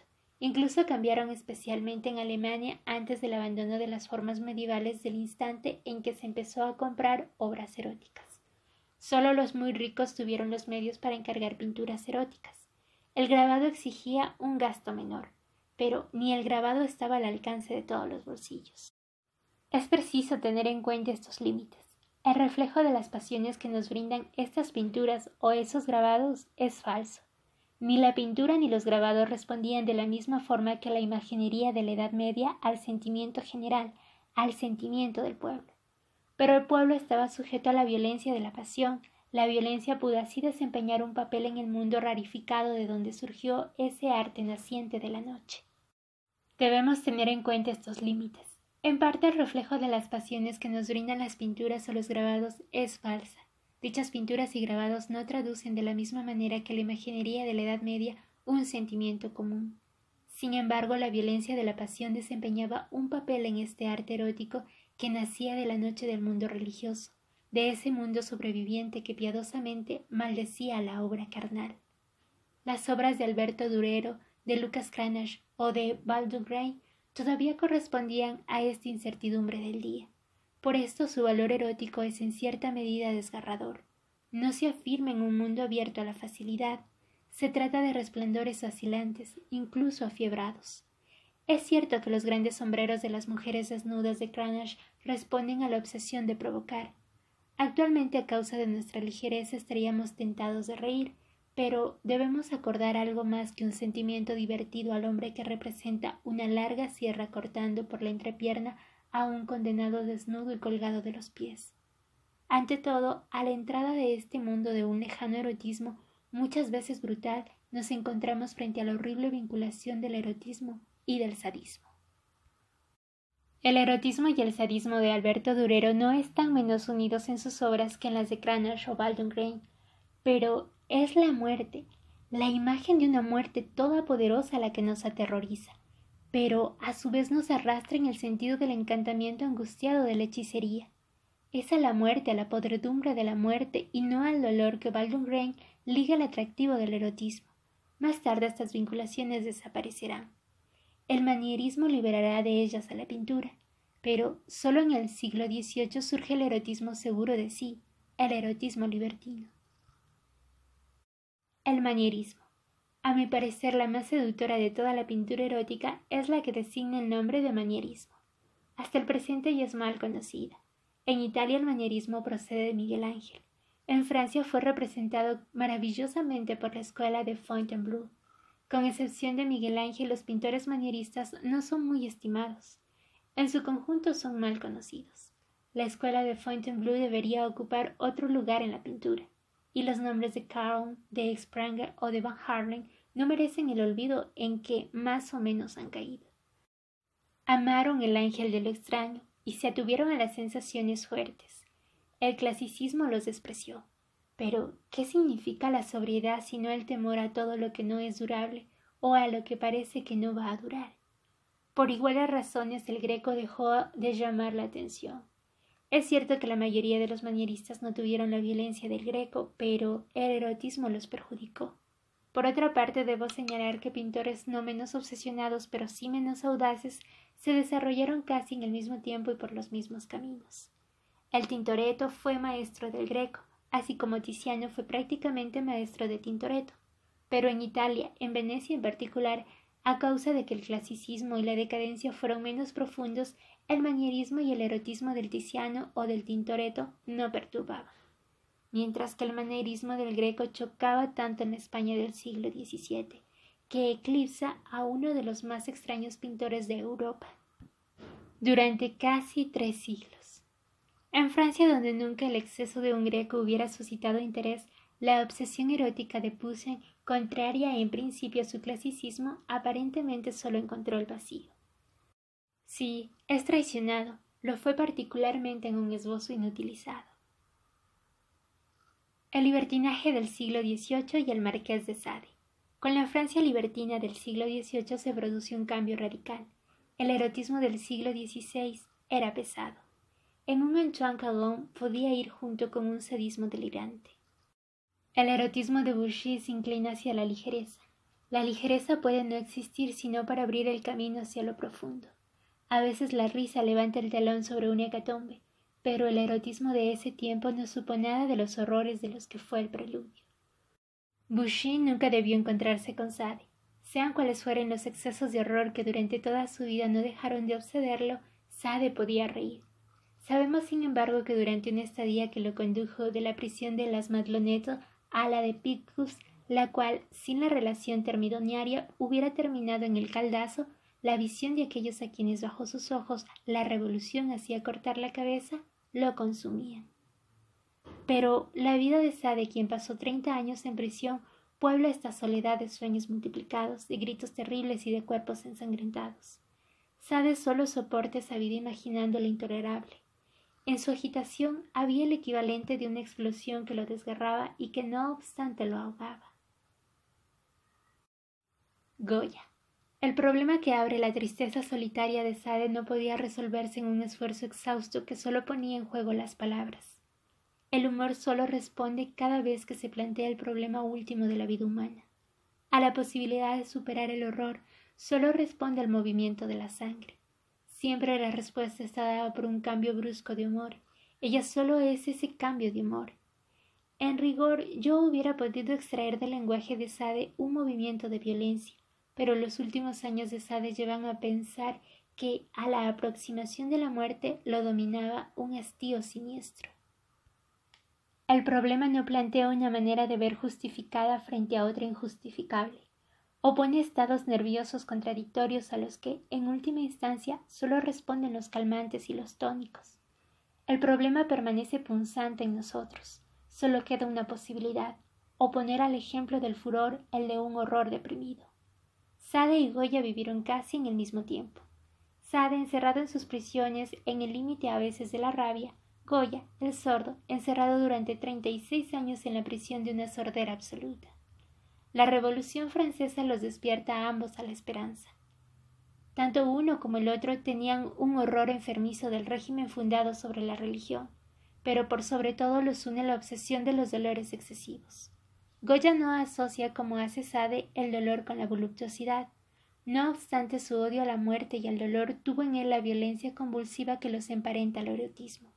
Pero el erotismo en cierto sentido es la salida infame del horror. La pesadilla de Goya, así como su sordera, lo encierra sin que humanamente sea posible decir a quién, Goya o Sade. La suerte encierra más duramente. Que Sade, en su aberración, conserva sentimientos de humanidad es algo posible. Por su parte, Goya, en sus grabados, en sus dibujos y pinturas, alcanza, sin violar, es cierto, las leyes, la aberración más completa. Es posible que Sade en su conjunto permanezca dentro de los límites de las leyes. Gilles de Rais y Elizabeth Bathory. Gilles de Rais y Elizabeth Bathory. Sade conoce a Gilles de Rais y aprecia su dureza de piedra. Dice: cuando finalmente los niños estaban muertos, los besaba, y a los que tenían las cabezas y los miembros más hermosos los contemplaba, y luego hacía abrir cruelmente sus cuerpos, y se deleitaba mirando sus órganos interiores. Fin de la cita. Estas palabras me quitan en última instancia la posibilidad de no temblar, dice. Y muchas veces, cuando los niños agonizaban, se sentaba en sus vientres y gozaba viéndolos morir, y reía con Kyrie Loach y Henry, sus sirvientes. Fin de la cita. Finalmente Doré, quien para excitarse hasta el límite se había emborrachado, caía como una masa. Los sirvientes limpiaban la habitación, lavaban la sangre, y mientras el señor dormía quemaban cuidadosamente, uno por uno, los vestidos, para evitar, como decían, los malos olores. Aquí me permito abrir un paréntesis para comentar que existe un libro que se llama Brujería y contracultura gay, escrito por Arthur Evans, que pone en entredicho todos estos mitos creados en torno a Gilles de Rais.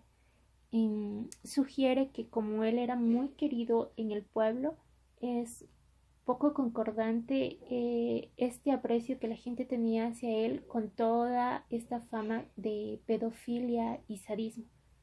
Entonces sugiere que más bien fue por culpa de la iglesia y de sus familiares, quienes tenían intereses económicos de sus posesiones y también un interés político por el cargo que ejercía, por lo que más bien fue condenado y tuvo su posterior muerte.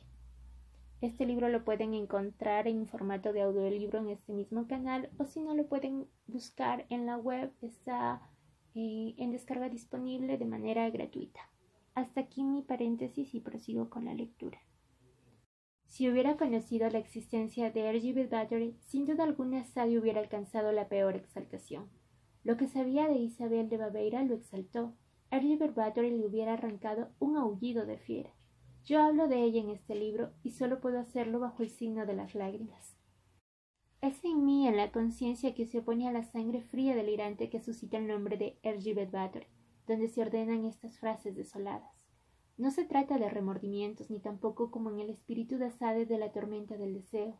Se trata de abrir la conciencia a la representación de lo que es verdaderamente el hombre. Frente a esta representación, el cristianismo escurre el bulto. En su conjunto, sin duda, los hombres deben sustraerse, pero la conciencia humana, en el orgullo y la humildad, con pasión pero en el temblor, debe abrirse al horror en la cumbre. La lectura que hoy es fácil de las obras de Sade no ha cambiado el número de crímenes, incluso de los crímenes sádicos, pero abre totalmente la naturaleza humana a la conciencia de sí. La evolución del mundo moderno. Lo sabemos, no tenemos otra salida que la conciencia. Este libro para su autor solo tiene un sentido: abrir a la conciencia de sí. El periodo que sigue a Sade y Goya pierde estos aspectos abruptos. Conoció una cumbre que desde entonces nadie escaló. Sin embargo, sería prematuro decir que finalmente la naturaleza humana se dulcificó. Las guerras no lo demuestran. No es menos cierto que desde Gilles de Rais, quien no afirma sus principios, hasta el Marqués de Sade, que los afirma y no los pone verdaderamente en acción, hemos visto declinar la violencia. Gilles de Rais en su fortaleza tortura y mata decenas de niños, tal vez centenares. Un poco más de un siglo más tarde, al abrigo de los muros de sus castillos, una gran dama, Hergibert Bathory, mata en Hungría a jóvenes sirvientes y más tarde a niñas pertenecientes a la nobleza. Lo hizo con una crueldad infinita. En principio, el siglo XIX tuvo menos violencia. Es cierto que las guerras en el siglo XX han dado la impresión de un exceso de desencadenamiento, pero por inmenso que fuera su horror, este desencadenamiento fue mesurado, fue la ignominia perfecta dentro de la disciplina. La crueldad de la guerra acrecentada y el ahogo en la disciplina han reducido la parte de calma infame y de alivio que antes brindaba la guerra a los vencedores. En un sentido inverso, a la hecatombe se agrega el horror pútrido, el horror cenagoso de los campos de concentración. Deliberadamente el horror adquiere el sentido de la depresión. Las guerras de nuestro siglo han mecanizado la guerra se ha vuelto senil. El mundo ha cedido a la razón, y hasta en la guerra el trabajo se ha vuelto el principio, la ley fundamental. Pero a medida que se escabulle de la violencia, gana mediante la conciencia lo que pierde en ciega brutalidad. Poco a poco la pintura se convierte en el fiel reflejo de esta nueva orientación. La pintura escapa al inmovilismo idealista, incluso a través de las libertades que se toma frente a la exactitud, frente al mundo real. Es ante todo al idealismo a quien pretende arruinar. Puede ser que, en cierto sentido, el erotismo vaya al encuentro del trabajo, pero en nada esta oposición es vital. Lo que amenaza actualmente a los hombres no es el goce material. El goce material es en principio contrario al acrecentamiento de las riquezas. Pero el acrecentamiento de las riquezas es al menos en parte contrario al goce que podemos esperar de ellas. El acrecentamiento de las riquezas lleva a la sobreproducción de la cual solo la guerra es la salida. No quiero decir que el erotismo sea el único remedio a la amenaza de miseria ligada al acrecentamiento irracional de las riquezas, pero sin el cálculo de las diversas posibilidades de consumo opuestas a la guerra y de las del goce erótico, el consumo de la energía en el instante. Es el tipo, no podríamos descubrir una salida que fundaría la razón. Delacroix, Manet, Degas, Gustave Moreau y los surrealistas. La pintura a partir de allí tenía el sentido de una posibilidad abierta que iba más allá de la literatura. No que la de Sade, pero Sade fue poco conocido. Solo los privilegiados podían leer los raros ejemplares en circulación. Incluso si en su conjunto permanece fiel a los principios de la pintura idealista, Delacroix se inclina en el sentido de una pintura nueva y sobre el plano del erotismo. Liga su pintura a la representación de la muerte. El primer Manet se separa resueltamente desde el principio de la pintura convencional, representando lo que veía y no lo que hubiera debido ver. Esta elección no lo compromete además en la vía de una visión cruda, de una visión brutal, que el hábito heredado no había deformado. Los desnudos de Manet tienen una brusquedad que no velan los desnudos del hábito que deprime, ni de la convención que suprime. Lo mismo sucede con las muchachas de los prostíbulos, tal como Degas en sus monotipos quería afirmar la incongruencia. Evidentemente las pinturas de Gustave Moreau van en sentido opuesto. En ellas todo es convencional. La violencia, es cierto, es contraria a la convención. La violencia de Delacroix era tan grande que la convención en sus telas velaba mal las formas que respondían al principio del idealismo. No fue la violencia, sino la perversión, la obsesión sexual, la que liga las figuras de Gustave Moreau con la desnudez angustiante del erotismo. Para terminar, debo hablar ahora de la pintura surrealista, la cual representa en resumen el maneirismo actual. ¿Maneirismo? Esta palabra ya no tiene el sentido en quienes la usan de algo desacreditado. Yo recurro a ella en la medida en que traduce la violencia tensa sin la cual no podríamos liberarnos de la convención. Me gustaría usarla para expresar la violencia de Delacroix o de Manet, la fiebre de Gustave Moreau. Me sirvo de ella a fin de insistir sobre la oposición con un clasicismo persiguiendo verdades inmutables. El maneirismo es la búsqueda de la fiebre. Esta búsqueda, es cierto, puede servir de pretexto a la necesidad, enfermiza también de llamar la atención. Tal es el caso de un hombre que quería trampear con el erotismo olvidando su peligrosa verdad. Nadie reserva la palabra surrealismo para la escuela que querría, mediante ese nombre, vincularse con André Breton. Yo prefiero hablar de maneirismo. Quiero marcar así la unidad fundamental de las pinturas cuya obsesión es traducir la fiebre, el deseo, la pasión ardiente. No quiero tener en cuenta el artificio que sugiera la palabra. Si la palabra se liga con el deseo, es en la cabeza de aquellos que quieren el énfasis. El rasgo esencial de los pintores de los que hablo es el odio a la convención. Solo esto les hizo amar el calor del erotismo, el irrespirable calor que desprende el erotismo. Esencialmente la pintura de la que hablo está en ebullición, vive, arde. No puedo hablar de ella con la frialdad que exigen los juicios, las clasificaciones. Parte 3. A manera de conclusión. 1. Personajes fascinantes. En los 2 capítulos precedentes quise hacer sensible el deslizamiento del erotismo sin medida en el erotismo consciente. El paso de las violencias desencadenadas de la guerra a la tragedia representada tendrá el sentido de una declinación. El combate, humanamente, ¿tendrá el interés de la tragedia? El problema es desgarrante. El primer movimiento consiste en separar el interés de la comedia.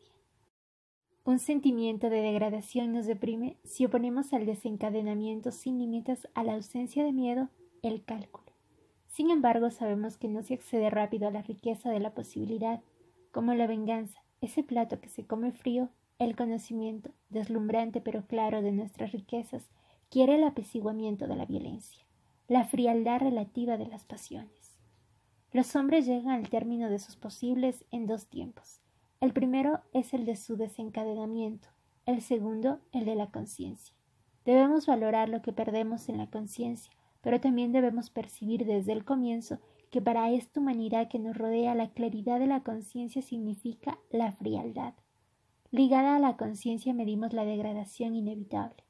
Este principio no es menos verdadero. No podemos establecer ninguna diferencia entre lo humano y la conciencia.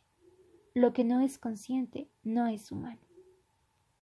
Es necesario hacerle un lugar a esta necesidad primera. No podemos vivir humanamente sino a través de los meandros del tiempo. Solo el conjunto del tiempo compone y completa la vida humana. En su origen la conciencia es frágil en razón de la violencia de las pasiones. Ella surge un poco tarde en razón de su tranquilidad. Así como no podemos despreciar la violencia, no podemos reírnos de la tranquilidad. El sentido de un momento preciso puede aparecer en un único tiempo. Es inútil insistir, solo la sucesión de los momentos se ilumina. Un momento solo tiene sentido en relación al conjunto de los momentos. En cada instante solo somos fragmentos desprovistos de sentido si no lo vinculamos a otros fragmentos. ¿Cómo podríamos remitirnos al conjunto acabado? Todo lo que puedo hacer ahora es agregar una idea nueva, y si fuera posible la idea final a todas las que he propuesto. Me hundiré en un conjunto cuya cohesión podrá aparecer al fin. El principio de ese movimiento es la imposibilidad de la conciencia clara a la que solo le es dada la conciencia inmediata. Propongo a mi reflexión detenerse en figuras casi contemporáneas que solo la fotografía me hizo conocer. De los momentos que vivieron ambos personajes tuvieron poca conciencia. El primero es un sacrificante vudú. El segundo es un supliciado chino, cuyo suplicio evidentemente no podía tener otro fin que la muerte. El juego que me propongo consiste en representarme para mí mismo con detenimiento lo que vivieron en el momento cuando el objeto fijó su imagen sobre el vidrio o la película. 2. El sacrificio vodú. Lo vivido por el sacrificante vodú fue una especie de éxtasis, un éxtasis comparable en cierto sentido a la ebriedad, un éxtasis provocado por la muerte de los pájaros. No agregaré nada a las hermosas fotografías debidas a uno de los fotógrafos más destacados de la actualidad, salvo que mirándolas con pasión podemos penetrar en un mundo lo más lejano posible del nuestro. Ese mundo es el del sacrificio sangriento. A través del tiempo, el sacrificio sangriento abrió los ojos del hombre a la contemplación de esta realidad excedente, sin medida común con la realidad cotidiana, que en el mundo religioso recibe ese extraño nombre de lo sagrado. De esta palabra no podemos dar una definición justificable, pero algunos de entre nosotros pueden aún imaginar o tratar de imaginar lo que significa lo sagrado. y sin duda alguna ciertos lectores de este libro frente a estas fotografías se esforzarán por vincular el sentido de la imagen que representa a sus ojos, la realidad sangrienta del sacrificio, con la realidad sangrienta de la muerte animal en el sacrificio. Con la imagen, tal vez con el sentimiento trastornado donde el horror vertiginoso y la veredad se unen, donde la realidad de la muerte, de la brusca llegada de la muerte, posee un sentido más grave que la vida, más grave y más helado. 3. El suplicio chino. El mundo ligado con la imagen del supliciado que fue fotografiado en el mismo momento del suplicio varias veces en Pekín es, según mi conocimiento, el más angustiante de cuantos no son accesibles mediante imágenes fijadas por la luz. El suplicio es de los 100 trozos y corresponde a los crímenes más graves. Uno de estos clichés fue reproducido en el Tratado de Psicología de George Dumas en 1923, pero el autor equivocadamente lo atribuye a una fecha anterior y lo pone como ejemplo de una horripilación. Los cabellos levantados de la cabeza. A fin de prolongar el suplicio, se me informó, el condenado recibía una dosis de opio. Dumas insiste sobre la apariencia extática de los rasgos de la víctima. Por supuesto, agrego yo que tal apariencia, innegablemente ligada al opio, al menos en parte aumenta lo que tiene de angustiante la imagen fotográfica. Desde 1925 poseo uno de estos clichés. Me lo brindó el Dr. Borel, uno de los primeros psicoanalistas franceses. Este cliché desempeñó un papel decisivo en mi vida.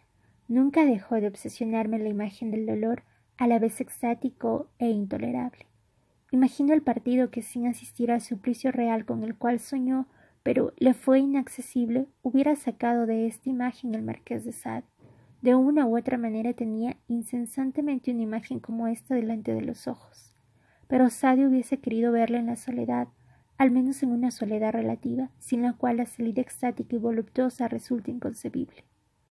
Mucho más tarde, en 1938, un amigo me inició en la práctica del yoga. Fue en esta oportunidad que discerní en la violencia de la imagen un valor infinito de subversión. A partir de estas escenas violentas, aún hoy no puedo imaginar otra más loca, más angustiante. Fui tan perturbado que tuve acceso al éxtasis. Mi intención aquí es la de ilustrar sobre un vínculo fundamental, el del éxtasis religioso y el del erotismo en particular, el del sadismo. Desde lo más inconfesable a lo más elevado. Este libro no se da en la experiencia limitada como es la de todos los hombres. No podía ponerlo en duda.